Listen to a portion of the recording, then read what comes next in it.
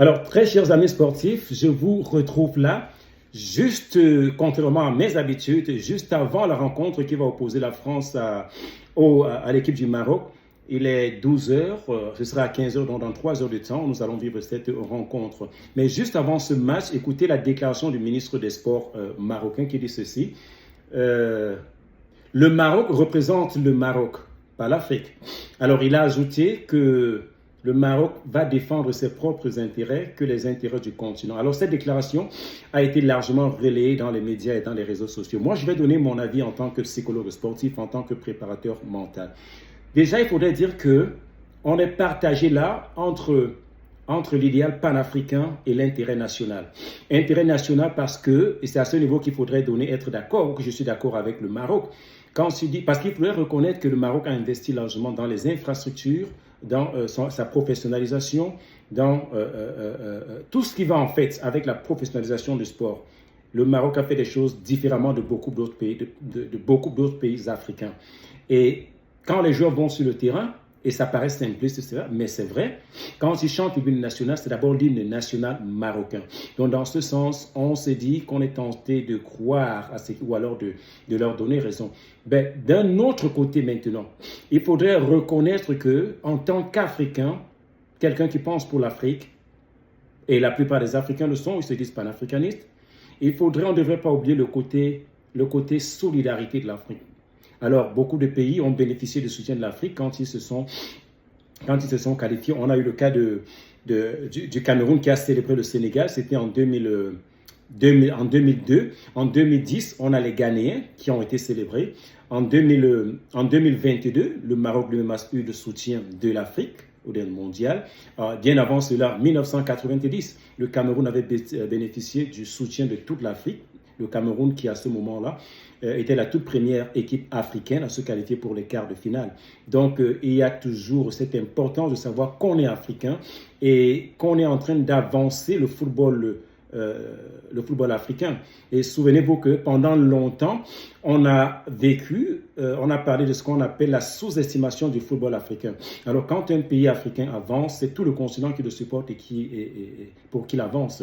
Et quand cela ne se fait pas, quand les autres pays africains ne supportent pas un pays africain, il y a un effet de découragement psychologique qui se passe. C'est ce que vous avez vu avec la toute première rencontre livrée par l'Afrique du Sud. Souvenez-vous, n'est-ce pas, de toutes les crises d'immigration qui se passent et des xénophobies qui se trouvent du côté de l'Afrique du Sud. Donc, suite à cela, beaucoup de pays africains ont dit « nous n'allons pas supporter l'Afrique du Sud ». Et ce sont ces mêmes joueurs sud-africains qui s'en sont plaints en réalité. Donc, il y a ce côté qu'il ne faudrait pas négliger.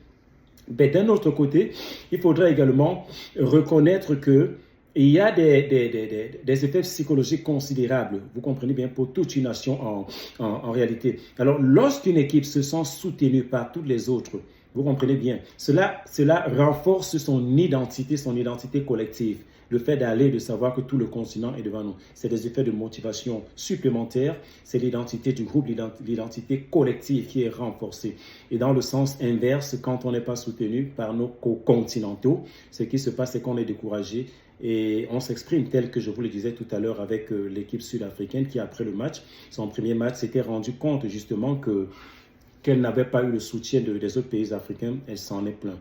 Donc, on est partagé là entre cette identité nationale du Maroc et le collectif ou alors l'idée de solidarité panafricaine. Alors, nous souhaitons bien que le Maroc gagne en tant qu'Africain et à chacun de faire son choix dans tous les cas, mais je tenais justement à apporter cette nuance pour savoir que une victoire du Maroc appartient au Maroc tout d'abord, c'est vrai, mais elle appartient aussi à l'Afrique dans le cadre de cette lutte mentale psychologique que nous avons, à savoir que nous vivons toujours sur ce syndrome de sous-estimation du football africain. Alors, est-ce une déclaration bien placée, mal placée, à chacun de juger? Je n'ai fait que vous apporter quelques éléments ou quelques éclaircies. Alors, je vais vous retrouver juste après cette rencontre pour un débrief. Et je pronostique peut-être un match nul qui va se gagner aux prolongations par la France ou au tir au but.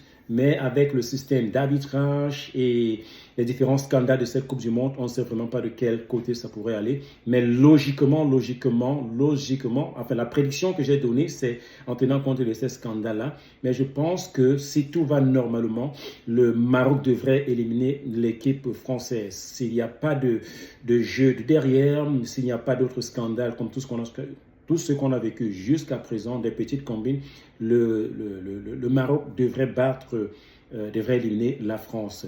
Alors, je vous retrouve juste après. Il sera 15 heures, donc dans pratiquement 180 minutes. Voilà, 12h10 à 15h, le match va commencer. On se retrouve juste après pour un débrief psychologique.